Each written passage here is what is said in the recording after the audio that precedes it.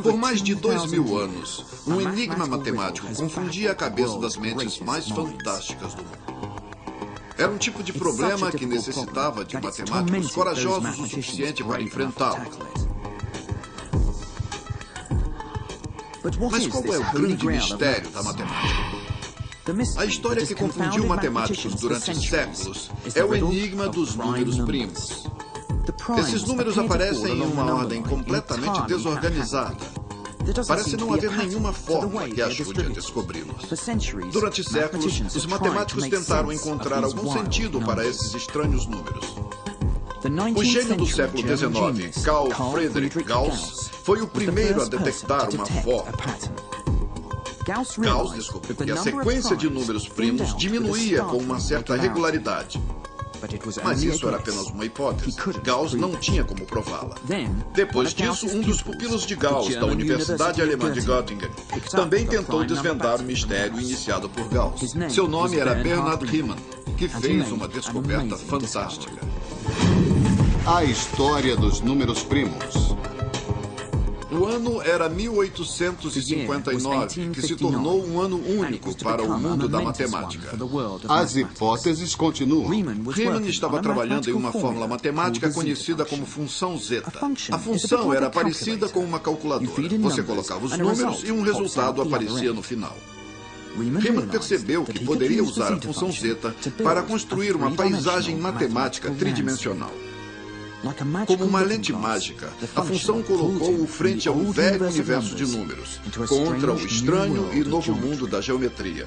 Riemann olhou no fundo dessa lente mágica e tomou fôlego para continuar essa jornada.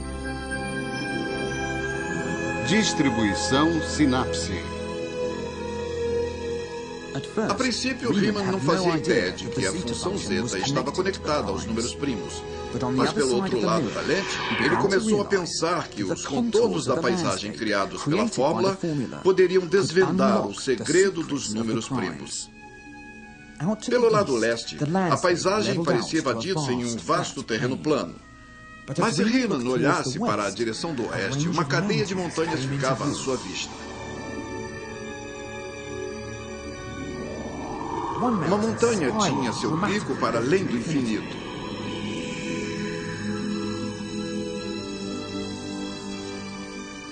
Mas não era o pico das montanhas o importante. Em vez disso, foi num profundo vale entre as montanhas que Riemann encontrou o tesouro que estava procurando. Como peças-chave, a superfície desse gráfico tridimensional caía até o nível do número zero, assim como os pontos ao nível do mar em uma paisagem real. Os matemáticos chamam esses pontos de zeros. Riemann se deu conta de que esses zeros eram muito importantes porque eles tinham uma conexão completamente inesperada com a maneira como os números primos são distribuídos. Uma conexão que todos os estudiosos que seguiam Riemann acharam totalmente fantástica. Ele precisou dar um enorme salto em sua imaginação para pensar em algo como um prédio entre o universo dos números e o mundo da geometria. Mas a descoberta de Riemann levou-o a aumentar drasticamente a afinidade que Gauss já tinha com os números primos. Gauss utilizou um dado de números primos para criar sua hipótese sobre o total de números primos em um universo infinito de números. Mas isso era apenas uma grossa estimativa, e os matemáticos gostam de ser o mais exatos possível. Riemann descobriu que o local preciso de cada zero poderia ser usado para corrigir a hipótese de Gauss. Para mim, é como se cada zero criasse uma nota musical em que sua vibração perturbava Gauss cada vez que se chegava mais próximo da verdadeira sequência de números. É como se a combinação de todas essas notas criasse uma melodia que corrigia completamente a hipótese de Gauss, revelando a exata quantidade de números primos em vez de ficar contando cada vez mais números. Extraordinariamente, Riemann descobriu que os zeros, que à primeira vista nada tinham a ver com os números primos, podiam realmente ser utilizados para entendermos como os números primos são distribuídos. A descoberta de Riemann foi tão revolucionária quanto a primeira fórmula de Einstein. Em vez de matéria transformando-se em energia, os números primos se transformaram em música. Riemann descobriu o mapa do tesouro que revelava o segredo dos números primos. Era nesses pontos, ao nível do mar, os zeros, onde teria realmente que navegar. Mas depois, Riemann percebeu algo ainda mais incrível. Ao encontrar a localização dos primeiros 10 zeros, ele percebeu que uma fórmula fantástica estava surgindo. Os zeros não estavam espalhados pela paisagem, mas ao contrário, eles pareciam estar formando uma sequência pela paisagem.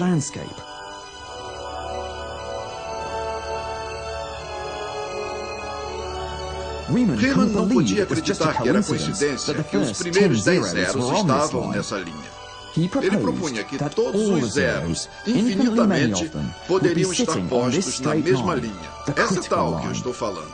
Essa conclusão ficou conhecida como a hipótese de Riemann. Mas o que essa fórmula significava para os números primos? Bem, se Riemann estivesse certo sobre os zeros estarem todos na mesma linha, isso significava que a hipótese de Gauss era mais precisa do que ele poderia ter imaginado. Isso implicava pensar que o dado de números primos estava distribuindo os primos precisamente pelo universo infinito de números. Isso prova que existe uma certa regularidade quando se observam os números primos, assim como previa a hipótese de Gauss e ainda encontrava os números primos em uma configuração ótica. Isso mostra que eles estão balanceados de uma forma muito correta, a melhor forma possível. Para mim, a descoberta de Riemann é o passo mais importante na história dos números primos. Se todos os zeros estavam na linha, como Riemann propunha, significa que é um balanço delicado vindo de todas as notas emanadas pelos zeros. Mas, se Riemann estivesse errado, e se tivesse um zero fora da linha, haveria uma nota destoando o som da melodia.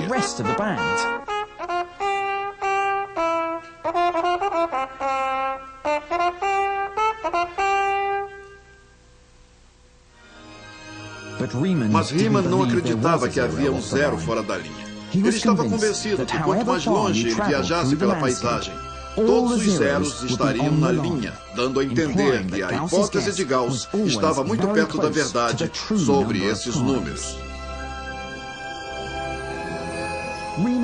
O olhar de Riemann transformou completamente nossa perspectiva sobre os números primos. Ele conectava duas partes diferentes da matemática, os zeros da paisagem e os números primos. Encontrar uma conexão inesperada como essa é a maior satisfação que um matemático poderia ter. Isso é o máximo. É fantástico. Eu acho que deve ser a melhor satisfação do mundo fazer uma descoberta como a de Riemann, envolvendo os zeros e os números primos. Conseguir juntar duas partes aparentemente distintas da matemática e concluir que elas significam a mesma coisa. Deve ser a melhor satisfação de trabalho intelectual que alguém poderia esperar. É um momento muito bonito por ser uma surpresa.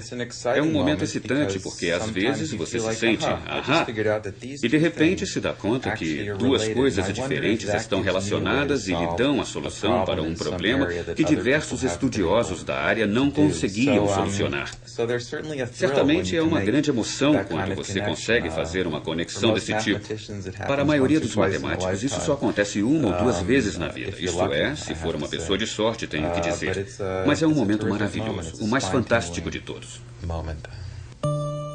Riemann publicou sua descoberta em um escrito de 9 páginas no ano de 1859. Apesar da natureza revolucionária do que ele estava propondo, Riemann era muito experimental, dizendo apenas que todos os zeros estavam em uma mesma linha. O problema crucial era que ele não tinha como provar isso. Mas ainda, apesar dessa falta de provas, a descoberta de Riemann tornou-o famoso e aclamado por todos. Ele foi promovido à cadeira de matemática de Göttingen, a mesma posição que Gauss também havia ocupado. Ele floresceu depois de seu tempo. No início ele era bem calmo, mas depois teve uma vida social bem ativa e parecia gostar disso. Muitos matemáticos são quietos no início de suas vidas e só se abrem ao mundo anos depois. E esse também foi o caso de Riemann. Todo assunto em que ele tocava, ele realmente modificava. Ele era um gênio maravilhoso, diferente de Gauss. De alguma forma, um tipo de mágico. Gauss era como uma influência para a grande maioria dos matemáticos, mas Riemann era, como eu disse, um tipo de mágico. Riemann definitivamente é visto como um dos matemáticos mais importantes. Ele fez descobertas tremendas sobre os números primos, em grande parte porque ele inventou um equipamento matemático que o ajudava a fazer suas descobertas. Ele também fez grandes descobertas na geometria. A teoria geral da relatividade de Einstein é baseada nas descobertas que Riemann havia feito 50 anos atrás, e as suas contribuições são muito importantes até hoje. Mas Riemann não viveu para desfrutar o sucesso de sua nova descoberta. A guerra entre a Prússia e Hanover tomou as ruas de Göttingen. Riemann entrou em pânico e viajou para a Itália, convencido de que seria atingido por tiros. Mas isso o chocou muito. Ele morreu de tuberculose na Itália 3 anos depois. Ele tinha apenas 39 anos. Riemann foi rapidamente reconhecido como um dos grandes matemáticos de todos os tempos. Mas a sua reputação nunca foi tão boa para a governanta que cuidava da sua casa.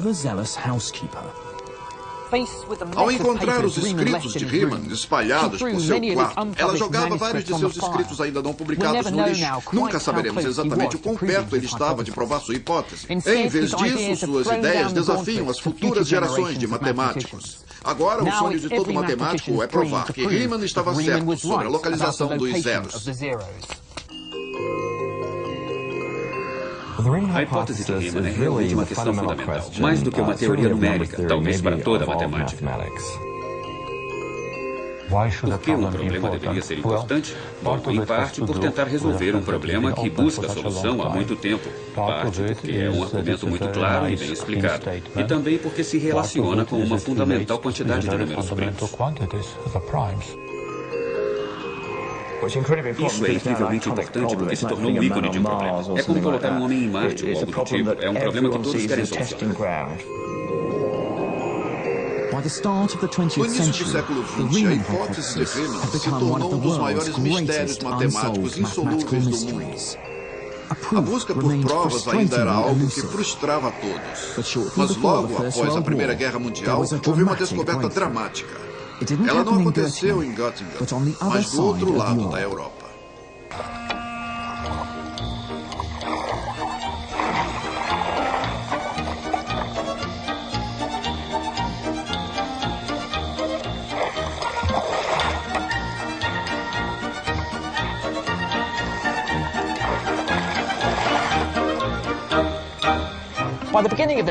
Lá pelo início do século XX, a Inglaterra tornou-se algo como um novo berço da matemática.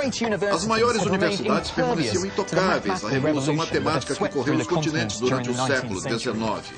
Então foi como uma surpresa encontrar uma nova peça desse quebra-cabeças logo aqui em Cambridge. O homem que acordou a Inglaterra de seu sono matemático chamava-se G.H. Hardy.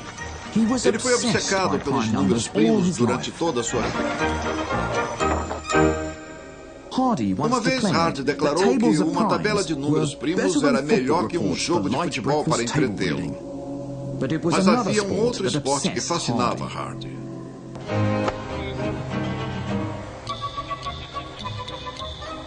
A paixão de Hardy pelos números primos só podia competir com a sua paixão pelo cricket e pela sua batalha contra Deus.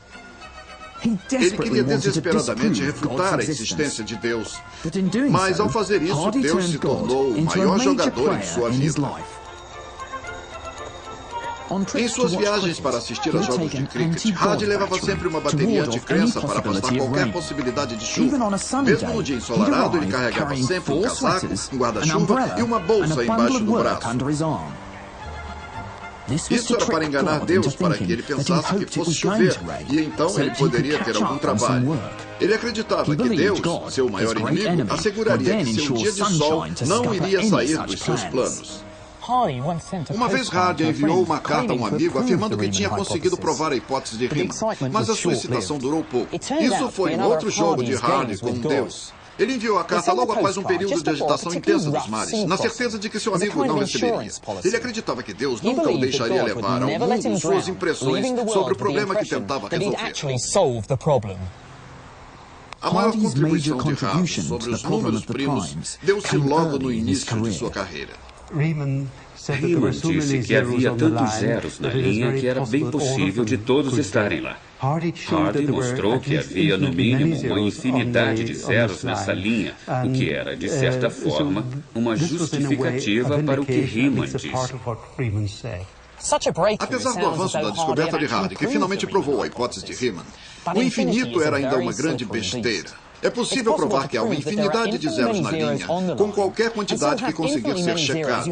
E mais inquietante é a infinidade de zeros que pode vir a existir fora da linha. É algo como um hotel com um número infinito de quartos. Você pode até checar todos os quartos e conferir se todos estão ocupados ou não, mas quando você achar que chegou à infinidade de quartos, sempre haverá um que você ainda não checou.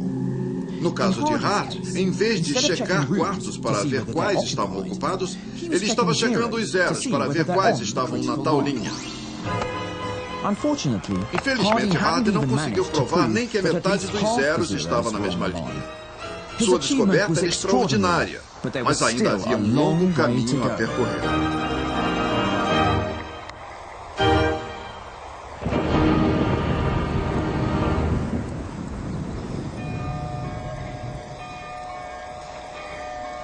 Depois, numa manhã de 1913, uma carta chegou à mesa de Hardy contendo fantásticos teoremas sobre os números primos.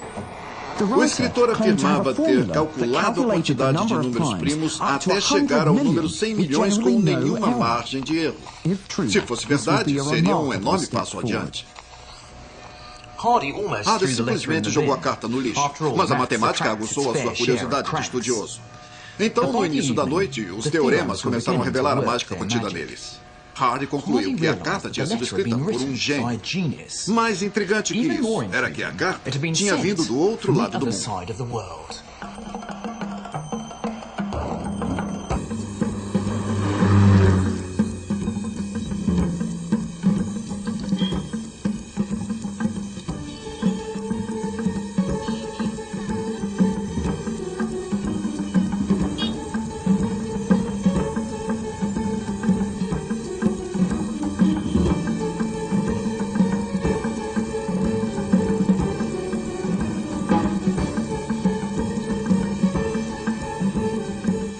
O autor da carta era Srinivasa Ramanujan, um auxiliar de escritório de 23 anos que ganhava 20 rupias por mês trabalhando para a autoridade portuária em Madras.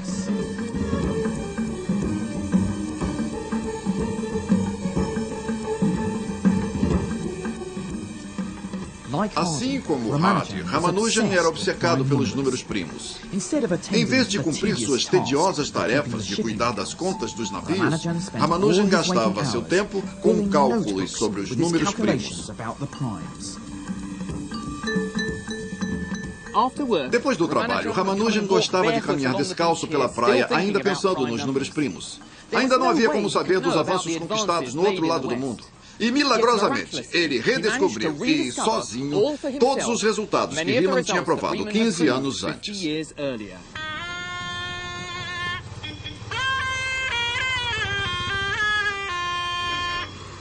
O que o torna ainda mais fantástico que Riemann é a sua total capacidade autodidata.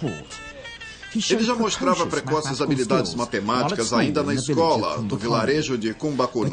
Mas a sua enorme aversão a qualquer outra matéria fez com que ele perdesse a oportunidade de estudar em uma universidade. A razão pela qual Ramanujan não cursou a universidade foi porque as lições eram exaustivas e chatas para ele. Uma das anedotas mais marcantes que nos é contada é que ele entregou um papel para o seu médico em que estava escrito: "Essa é a parte mais indigesta da aula". Foi tudo o que ele escreveu. E assim ele devolveu o papel, mostrando não ter nenhum interesse em outros assuntos. Ele estava mergulhado na matemática e ele sabia que estava fazendo matemática de alto nível, perdendo o interesse por outros assuntos. Tendo sido rejeitado pela Universidade de Madras, Ramanujan decidiu aprender por si mesmo. Durante 5 anos, ele ficou na varanda da casa de seus pais, estudando matemática. A razão pela qual Ramanujan é tão brilhante é porque ele era completamente obcecado pela matemática. Ele pensava em matemática 24 horas por dia perfeitamente. Há histórias de que sua esposa dava comida na sua boca enquanto ele estava estudando, para que ele não parasse seu trabalho. Há várias pessoas que são obcecadas por matemática, mas isso não significa que elas venham a ser geniais. No caso de Ramanujan, ele conseguiu ser.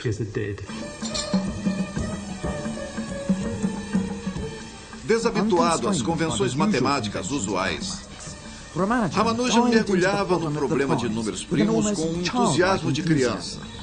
Sua ingenuidade acabou se tornando a sua maior força. Ramanujan foi um gênio da maior grandeza. Disso não há dúvidas. E o fato dele ser autodidata significava que ele não era contaminado pelo pensamento corrente nem pelos preconceitos de seu tempo. Então ele se atrevia a ir bem mais longe do que as outras pessoas, sem se preocupar se estava certo ou errado. E quando as pessoas seguem suas intuições, elas estão sempre prontas para prová-las.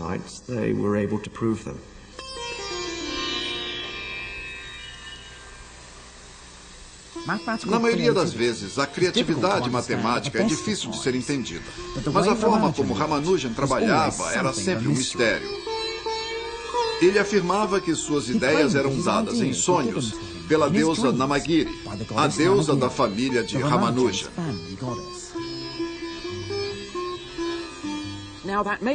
Apesar de soar de forma estranha, a subconsciência empenha um papel importante no processo criativo matemático. Muitas vezes já fui dormir com um problema na cabeça e acordava poucas horas depois com uma solução clara em minha mente. Ramanujan parecia ser um expert em deixar sua subconsciência guiá-lo pelo labirinto da matemática.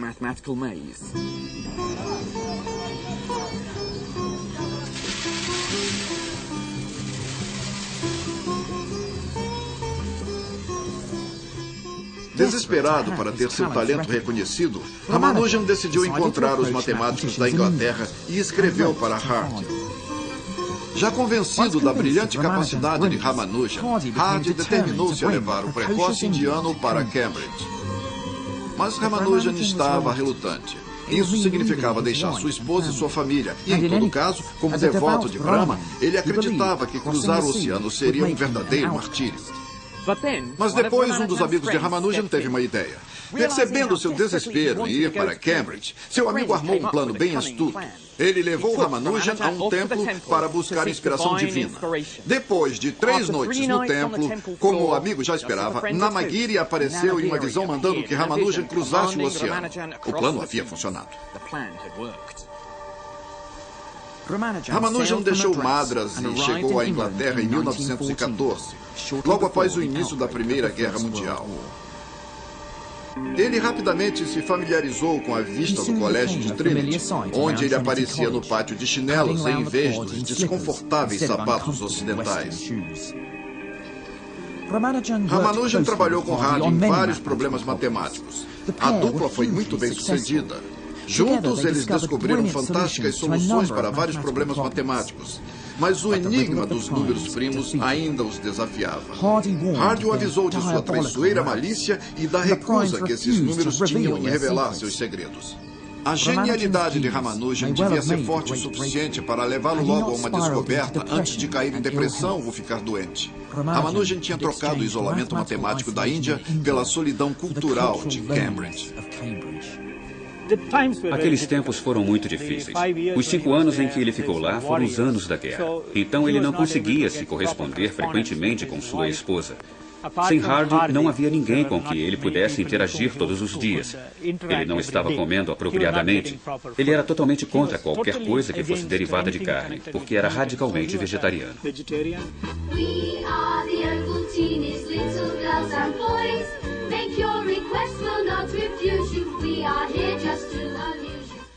Uma vez Ramanujan tentou tomar achocolatado pensando que era oriundo de vegetais. Mas quando ele leu a composição, ficou arrasado por saber que aquilo continha gordura animal. Ao ficar doente poucos dias depois, ele estava convencido de que Namagiri o estava punindo por ter comido carne.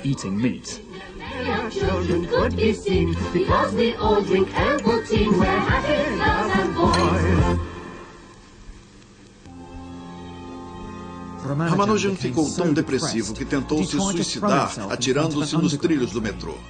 O maquinista parou a tempo, mas Ramanujan foi obrigado a se internar em um sanatório onde ficou confinado por 12 meses. Quando Hardy visitou Ramanujan no sanatório, na sua forma mais britânica, a única coisa que eles tinham para conversar era sobre o número do táxi que ele tinha pegado. 1729.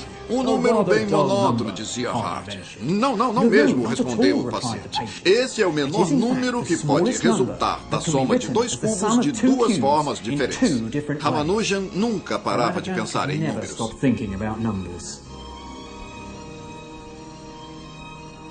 Com o fim da Primeira Guerra Mundial, Hardy sugeriu a Ramanujan que ele voltasse para a Índia para um breve período de recuperação. Poucos meses depois, ele ficou chocado ao escutar que o brilhante prodígio morreu tragicamente com apenas 33 anos. Assim como Hardy, ele odiava a ideia de estar envelhecendo e virava todos os espelhos próximos a ele para que não visse seu rosto envelhecido. Hardy era um caso muito infeliz a esse respeito. Ele aparentava, à primeira vista, ser um homem bastante jovem, até mais ou menos uns 60 anos. E quando seu coração começou a ficar frágil, ele tornou-se muito depressivo. O problema da hipótese de Riemann continuou a obcecar Hardy, mas ele estava cada vez mais desiludido com a sua capacidade de resolvê-lo. Assim como Ramanujan fez antes, Hardy também tentou suicídio que acabou sem sucesso. No caso de Hardy, foi por uma overdose. A hipótese de Riemann havia provado ser um terrível adversário. Versão brasileira MG Studio. No próximo episódio, vamos descobrir como os matemáticos usaram o poder dos computadores para tentar solucionar o mistério dos números primos. Você pode aprender mais sobre os números com a BBC Open University em open2.net.